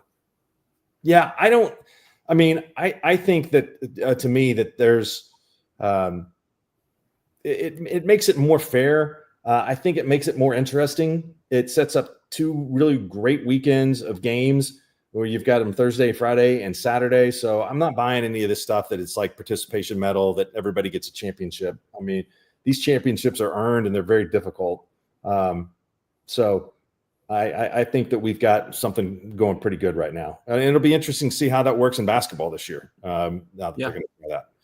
Well, my experience firsthand being out of school like Cashin when they were they were 8-man school on the borderline of going 11-man, and understanding what some of those schools experience, and the difference between the bottom of A and the top of 2A. Like, people don't realize the difference in those communities, towns that have stoplights and restaurants, and then those towns are playing towns that don't have anything like that, an established community. And I think the OSSA got it right. I really do. I think it creates a more of a level playing field, and also creates really great playoffs. So you ready to bring Sweatfigure in? Let's do it. All right, we'll bring him on. Let me see if I can. My production skills have been pretty good tonight. There he is. Gentlemen, how are you? Doing great. Good. How's everything in Adair? It's good, man. It's a good night. A lot of fun. Tell us, I mean, Adair's had some really good teams the last couple of years, and historically it's been a very, very good program. How does this team stack up with some of the others? So, what comes to mind is that group that Coach Lippy had in 15. If you remember that team that made a run, beat that Millwood group in the semifinals. This team, funnily enough, as they've made all these runs in like the last, I'd say 15 years of kind of when they started get it going, there's always been a Bradbury here. There's always been a Bradbury. So, you had Brady come through first, and then BJ, and then Bear later. And now Brady's our head coach here back in Adair, and has really dove back into that culture and just took it up a notch. In his third season, taking back over, has got it right back on pace. High flying offense, fun to watch. Defense is coming around quick. Josh Forrest, defensive coordinator, has done an amazing job. Can't say enough about these guys. Got Ernie Ragland as the offensive line coach. He's kind of a legend in Northeast Oklahoma. So Brady and Coach Rogers and Lip have really put a great staff together, and these kids have responded really well. So in comparison to that old group, I'd say they're right on pace, Mark. Your district is really tough this year, right? I mean, Salina had a really good season. Wyandotte won on the road tonight. So you all, and again, like Enola got a playoff victory. You guys handled them early in the season this year. So you've gone up against a really tough schedule this year to be 11-0. It was. We went to Inola. We opened up at J week 0 and had a good game there. We played well, did what we were supposed to. Went to Inola, and we were in a dogfight. Obviously, historically, Inola hasn't been good the last several years, and Brett Thomas has done an awesome job there. And we came out of there with a victory, kind of not really knowing how we should feel about that at the time, because it was a close game. And then now, obviously, in retrospect, it was a great win. It was a great road win. And then into our district, we really thought Wyandotte could pull one off in Valiant, and they did. Salina is super talented. The Hooker kid is one of the best over in this side of the state. Great skill kid. They're good up front. They've got the pieces to do some damage. They're going to Davis next week, so that's obviously going to be a little challenge for them. We feel like this district is definitely up, pretty competitive. So we feel pretty prepared for the playoffs for sure. Holdenville is going to bring a wing tee to town. So do you guys have to do anything special to prepare for that? Yeah, if you could box up a really good wing tee team and send us to it this week to practice against, that would be fantastic. Because obviously the look that you get in practice is never close to what the execution of it is on Friday night. So, they're good. Obviously we've seen film on them, just you're not looking ahead, but just preparing for what ifs. And they're great. That was a 3-way tie down there in that district for first place between Dibble, Davis, and Holdenville. Came down to points. So that was a toss up down there, and they all play very similar style of football. Besides obviously the flex bone in Davis, but it's a fist fight in a phone booth. They're really good at it. They're very efficient. It's hard to match up with those guys down the road in playoff games because you just don't see it all year, But they're good at what they do. But I think we've got a great staff, experienced staff, seen a lot of this type of stuff before, and our kids will respond. Hopefully they'll be have a good week of practice. You guys have the reigning Skordle player of the week. Is that right? Is that right, Adam? That's correct. Yeah. I got Taylor helped me get some of those stats for him. But I've been following him all year. I just asked out of curiosity what his season stats were, and it blew my mind because I I mean, I'm fairly certain hadn't completed hardly how many full games has he played all year? And right, you guys had one game get canceled too, right? Yeah, we only played 9 season games because Chelsea, had that tragedy go on, and we didn't play the game that week. So, all those stats are in 9 games, and then I would say with respect to who we played, Cooper played a lot of half games. So, and then did the same thing tonight. I mean, he didn't play second half, so came out and did his thing first half. Great side on both sides of the ball. Got a ton of weapons around him. He's a great kid. Such a hard worker. I love the chemistry between him and Coach Brady. He's a young coach, and Cooper responds so well to his offense, and so he's had a tremendous year. Hey, Taylor, thanks for your time, man. Congratulations on a big win tonight. We look forward to that game next week. I think this is your game is one of the best 2 or 3 games we'll have in the state. Yeah, appreciate it, Mark. Thanks, Adam. Good to hear from you. You bet. See you guys. All right, who is next? We got 2 familiar faces in queue. How about Jeff Craig and Coach Ballard? Oh, we got to let Jeff go first though, because he jumped in first. So we're gonna he's gonna have to he's unmuted, so we're gonna add him in now. So Coach Craig's here. One of the few times I get to beat Brad. Are those the Northern Lights behind you? I don't know what hey, just be glad you can see me. I don't know what the background situation is on this, but I feel like I should be like in Florida or somewhere on the beach. It's fancy. Yeah, it looks like you're in the Caesars Palace Mall. Yeah. What a game tonight. This was close all the way. You guys go to overtime, and you're on quite a winning streak now. Yeah, seven in a row after a 0-4 start. So, can't be more proud of our guys, the way they've responded. We could have really pitched it in, after that 4th loss, and they stayed the course, and things turned around, and things are going a lot better way. And we lost 2 of our best guys before the game, and so we had to come in this shorthanded. So 2 of our best offensive weapons were out. So just, proud of the way our guys responded and hung in there and found a way to come out with a W. I know you guys play those teams from 4A District 4. They're all really, really good this year, Jeff. And I know with your first year on the job, it might take a while to get things going in your system and how you want things to go. But what's been the difference in this run for you guys and improvement? Well, I think – it kind of takes a while to get used to what we're doing offensively and defensively, because there's some details that you really got to pay attention to. And, getting the opportunity to see that on film several times and just talking about, guys, we have got to fix that. We've got to get to a certain spot. We've got to be in the right place. We've got to make the right read. Just a lot of things that go into it. And once they were able to see us have success, we were able to continue to push on those things. And they, I think everybody kind of got on the same page eventually. And so since then, we went with one. We had 2 quarterbacks early. We went with one and utilized the other in a lot of different capacities. And then, then Jackson broke his hand, and so he was really out of the mix for a while. And Brody Parker came in, and we made him full-time quarterback. And from that point on, we just rolled. Yeah, you guys had a tight one. I know went to overtime with Durant, but Parker, I think, threw for 3, ran for another one last week. So you got to be happy with the way that he's playing. Yeah, he's playing really, really well. And, he's a sophomore. He's going to make mistakes. And, we had some interceptions tonight. Really unfortunate for him. I mean, we threw 4, but 2 of them, bounced off our face. So, no fault of his. That's, as a quarterback, you're like, God dang, dude, I got 2 picks on my record because you took one in the face. So it was tough in that regard. But, for him, which was really good, I'm really proud of him. He didn't get down. He stayed the course and hung in there, and we just somehow found a way to win. Now, Carl Albert, since you were a former coach there, they're just going to let you guys roll into town and hand you guys a victory? Yeah, it'd be nice of them, wouldn't it? I mean, they've only got 50 in a row. So, how about share the wealth a little bit?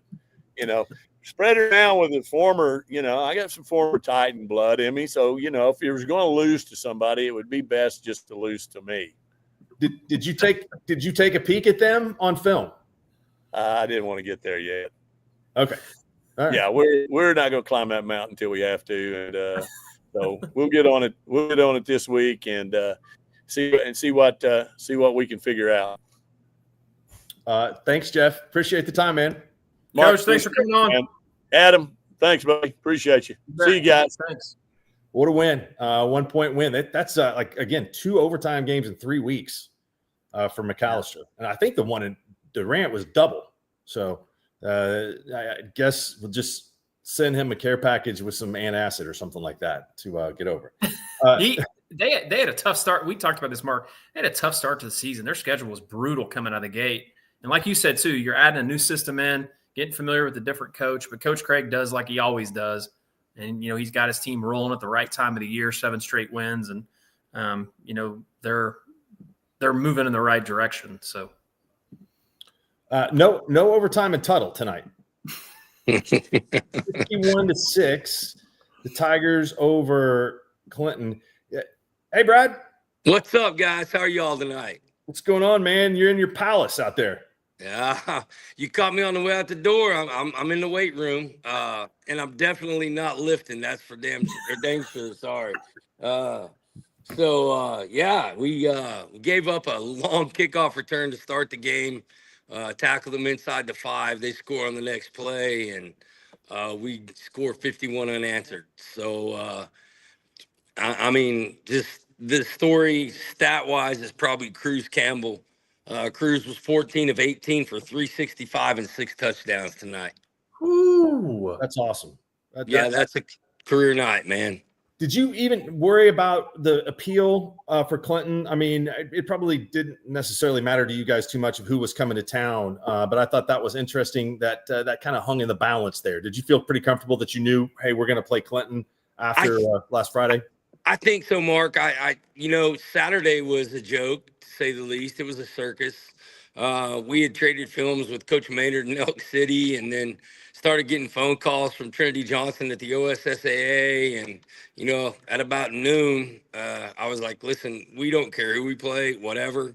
We'll see 7 o'clock Friday. And then, I don't know. I felt like since they self-reported that an appeal was probably a long shot, I didn't know that you self-report something that an appeal would work. So, we just tried to work on us. That we can only be who we are at this point anyway. So, it was a good week. Kids did a great job. A little bit of distraction, but not a lot. Yeah. Are you guys pretty healthy right now? Yes, we're getting there. We got a couple hurt early, and we're starting to get some people back and playing for us. And we're, for being week 12 now, we are very healthy. You got Grove this week. Can you tell me what you know about the Ridge Runners? I know my mom graduated from Grove, and I knew the fight song when I was little. So, it's a lot of fun. I got some friends that coach there, and my dad still lives there. Played against them when I was in school. So I know they've got a big quarterback, and he's a power runner. I know they're going to play good defense and be physical. So, at this point, you guys know this. Anything could happen any night, and we really don't care right now. We're excited to play football. We're grateful to have another week, and we're ready to get to it. Your high school won tonight. A little 4 versus 1 action for the Zebras. Oh, the Zebras won. I didn't know that. Who did the Zebras beat tonight? They beat Coweta, district champ. Oh, that's a good one. Good for them. Congratulations to Coach Hurt and his crew. That's awesome. You have a pick on the OU Alabama game tomorrow. Oh, good Lord, Mark. Is there a spread? 6.5. 6.5. Wow. I'm just going to say Boomer because I love this state, man. Do you want to pick the OSU Kansas State game? I don't love this state that much. I hate it, man, but I just feel bad for it all. I feel really bad for those guys that are seniors right now, and just it is what college football is right now. It's just tough, man. I feel bad for some of that stuff, but I know those guys will play hard. I know Oklahoma State's continued to play hard and try hard, and I feel bad for them. I would probably pick since we do have an Okie calling plays for Kansas State, and Sallisaw Black Diamond Matt Wells. I can pull for that, and the purple.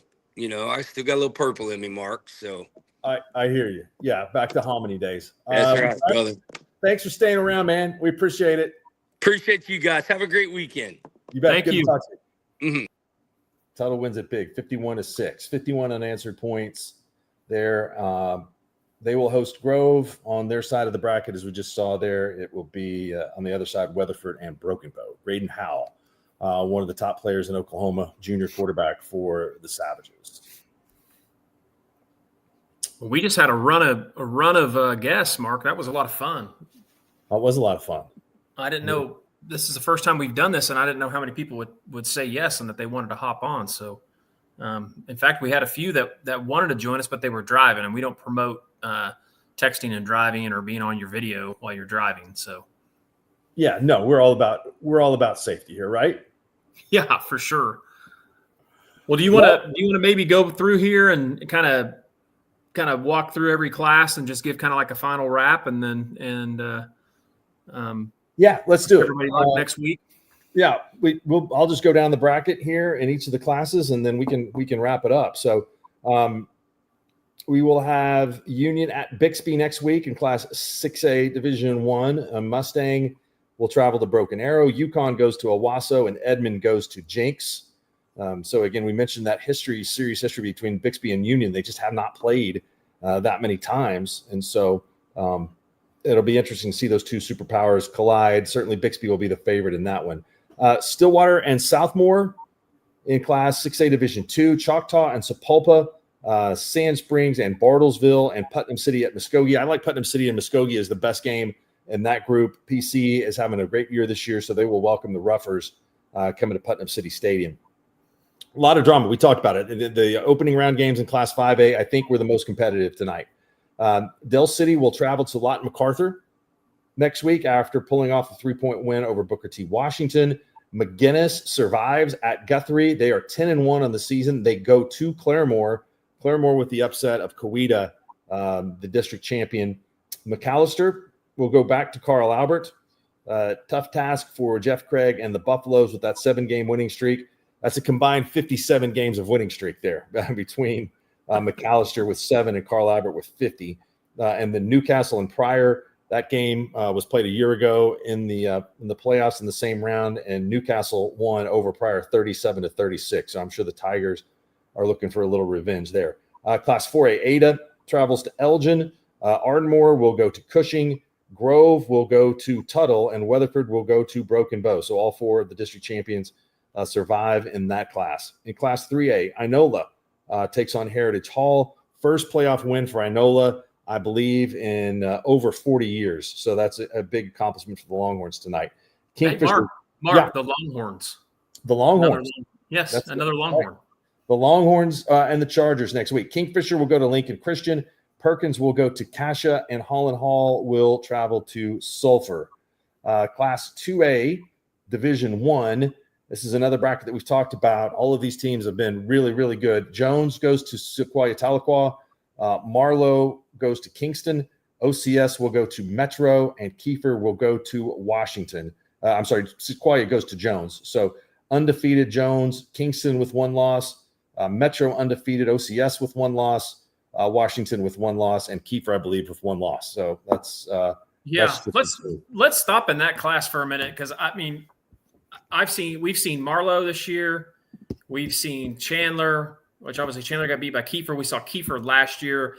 We had OCS earlier on in a game this year, which we are going to have one more guest coach to finish this out for us. By the way, Tanner Roof from OCS said he's going to hop on and join us. Sure. Obviously, Washington, Kingston, we saw them early in the year against Fairview. 2A1 is going to be a lot of fun down the stretch. No, no doubt it will be. This week's games, I think, are going to be fantastic in all of those.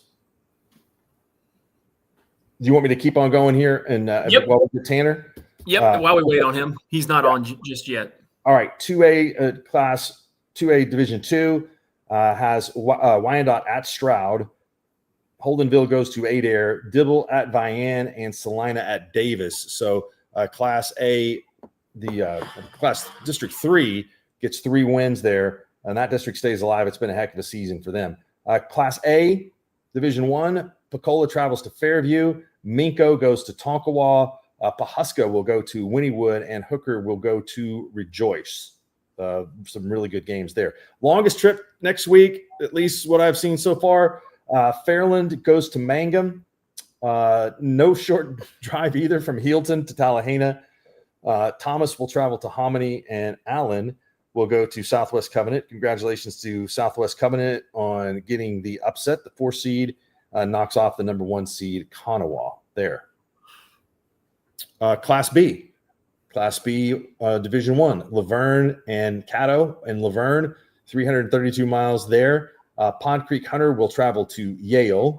Waurika with the upset tonight over OBA. They go to Dewar, and Drumright travels to Hollis and the southwest part of the state. Another class that classification that is going to be outstanding is B2. Coyle goes to Sealing there. It will be Cyril traveling to Cherokee.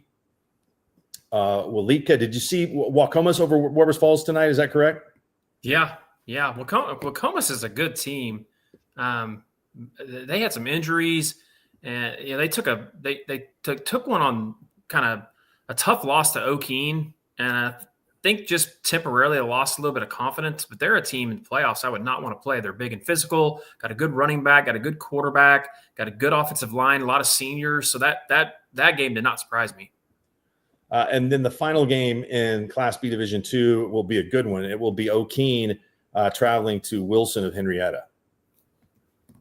Yeah, that's a repeat of last year. I don't know if you remember that when Okeen was stopped at the 1 yard line by Wilson. I think maybe twice. So that's how Wilson ended up beating Okeen last year. So that'll be a rematch of that game. And we've talked about it. I mean, we keep talking about all these classes. There's so many, but I feel like B2, man, there are some really good teams, with Sealing and Okeen and Walika, and I'm going to forget somebody, but there's some good teams at the top of 2A or of A2, or sorry, B2. Hey, we may have probably neglected a little bit the Class C bracket tonight in terms of some very good games. I mean, there was a lot of competitive games in this class. Gary gave Timberlake all they wanted tonight, but the Tigers do advance. Timberlake will host Maud next week. Medford wins, and Medford gets, Mountain View. They beat Balco Forgan tonight 56-6. So Medford will host Mountain View. That's a really good matchup. In the Class C bracket. On the other side of things, Tipton went to Tyrone to get a win, and so they will go back on the road this week. Tipton will have to make another long trip to Sasakwa, who beat South Coffeyville. Oaks with a win over Maysville, and they will get Ryan, last year's runner-up in Class C. So Ryan with a big win tonight. They knocked off Sharon Mutual 50-16. Well, looks like Coach Roof is ready. You want to bring him in to finish the show out? Let's do it. Coach Roof, what's up? Hey, what's going on? How you guys doing? Hey, you get the nomination for shot of the night, man. That's a pretty picture right there. You guys at the stadium. Well, I had to get out of the coach's office. They're all pretty loud in there watching film, so the lights are still on, so I just snuck out. Tell us about the game tonight. Man, it was first half. It was a just tough, hard fought game. Lindsay came in really prepared, well coached, and really physical. And we struggled to get in a rhythm. And then when she got a score really late in with about a minute something left in the first half, gave us some momentum. And then second half, we were really fortunate, went down and scored, and then intercepted one. Got another touchdown, kicked an onside, and then threw a shot, and probably scored about 28 points in about 4 or 5 minutes, and just kind of rolled from there. But I was impressed with Lindsay and just how well they're prepared. Who's playing well for you guys? really defensively, I mean, they've been pretty consistent all year long. And offensively, Hudson Abel's had a really strong year. They kind of took him out of the game tonight with double coverage everywhere he went. So Creighton Allen had a really good night. But really skill-wise, I feel like with our personnel, we've got some guys that we can bring in to run the ball, and then we can spread out. But Atticus Sage has been solid. Eli, I love that kid. Yeah, saw him against Chisholm. That kid is a stud. Man, he is. He's just a yes, sir. Do whatever you ask, and so we used him, blocking, and then he kind of iced it a little bit late in the game with a long touchdown run. And so then another one that goes both ways, James Huffmeyer, he had a big touchdown pass when we kind of started separating. So, hey, I mean, it's every year, but this is another year where the district is tough. I mean, anytime that Millwood doesn't go to the playoffs, I mean, you've had to earn it in a pretty tough district. So, the exhibitions are over. I mean, the 8 that are left in this class are all really good teams. So, do you feel like you're prepared to go to Metro next week and take them on? Not right now, but hopefully come Friday we will be. But no, I feel like this group, it's one of those things we talked about at the beginning of the year is, just get a little bit better each week. And we don't want to peak at, week 7 or 8. We want to just keep chipping away. And, you're right, our district, playing Chisholm was a physical game for a half. And then, same thing with Millwood, very athletic. And then, Jones and then Mount St. Mary's, they had a good ball club. And so I do feel like compared to my first year, it definitely did, get us a little bit more battle tested, going to the playoffs. So, but I'm excited about this group. They've got, a mentality to go 1-0 and really haven't looked past anybody this year. And so it's exciting, just blessed with a really good senior class. Awesome. Congrats, Tanner. Hey, Tanner, did you see your brother got the dub? Man, it was crazy. We were walking up, and one of our assistant coaches had it on film, and I saw right when I looked over there, they threw a shot down there to about the 2 and then punched it in. Yep. So I'm happy for him. You want to schedule them next year? To be honest with you, we did. We scrimmaged them. That was our only scrimmage, and it was a lot of fun. So, but we'll see. I don't know. We graduate quite a bit, so we're going to have to get after this off season. So I'll let you know in the fall. Okay. Good stuff. Hey, congrats on the win. Hey, appreciate you guys. Thanks again. Thanks, Tanner. Hey.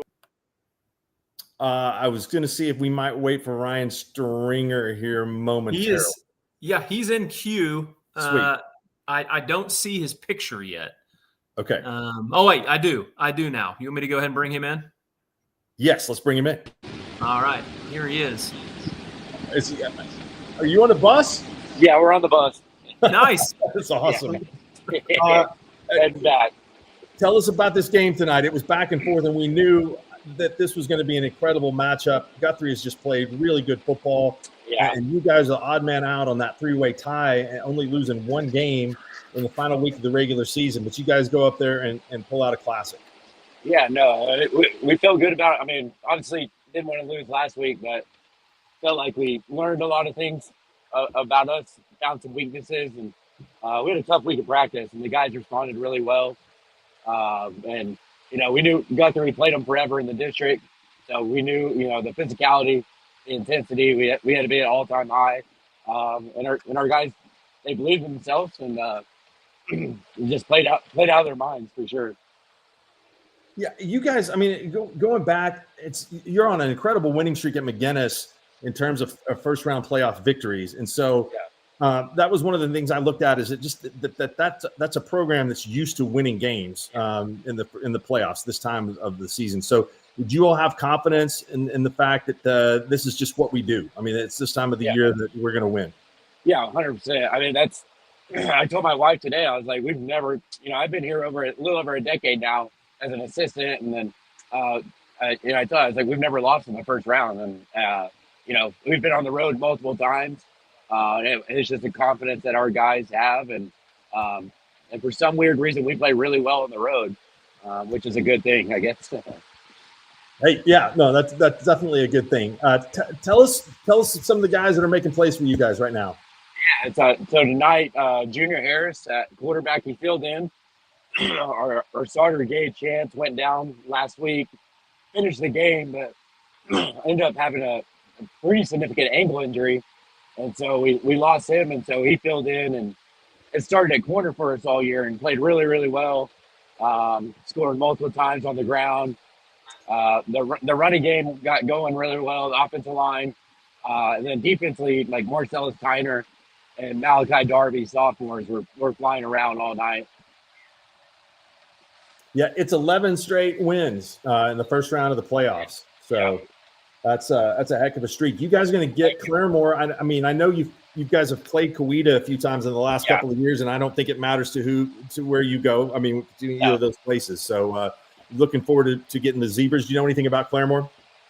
No, nothing about them besides they played in the semifinals a couple years ago. A couple hours before us, and we watched a little bit of that. That's about all I know about Claremore. So excited to learn about them, and they got a nice facility and obviously a good football team. So excited for the opportunity. A couple of offensive linemen on your team are friends of mine. Sam Randolph, I believe his grandfather, Dr. John Randolph, one of the great people in the state of Oklahoma. And then Sandy Brazil, her son, also on the offensive line there. So those guys up front must be playing pretty good football for you too. Yeah, no, they played well. We went on our last drive was 7.5 minutes, and we just kind of, we threw it a little bit. But that's true. The Newcastle game, we had an 8-minute drive. And so 2 of the last 3 games, the offensive line kind of helped put things away for us. And so, which is what you want at this time of the year. Ryan, thanks for your time, man. Appreciate you hopping on short notice. Thanks, Coach. Appreciate it. Thank you, guys. Appreciate it. Thank you. Ryan Stringer, head coach at Bishop McGinnis in his second year. Adam, that was fun, man. Yeah, I really enjoyed it. I appreciate it, Mark. Thanks for always being receptive to my crazy ideas. I don't think this is a crazy idea. I think this is a good idea. Idea. We might want to try to do it again next week. So that'd be fun. Maybe we can keep this going. And I love the playoffs this time of year is great. So thanks to everybody that tuned in tonight. Thanks to everybody that joined the show, especially. And then also thanks to all the people in the chat. We read all those chats, and we can continue to do that hopefully next week and continue to have some more guests on the show. So Adam, we'll talk to you soon. Thanks, everybody, tonight to tune into the Friday Night Recap Show. Thanks, everyone. Brahms is bringing the heat. Introducing Brahms' new spicy chicken sandwiches. Flavor this good just can't be beat. Brahms' crispy, tender, spicy chicken delivers just enough kick to ramp up our original recipe. Get it regular or club style with crispy bacon and American cheese. Add on Brahms sauce for that extra burst of heat, and you have spicy chicken sandwich perfection. Because nothing is better than Brahms.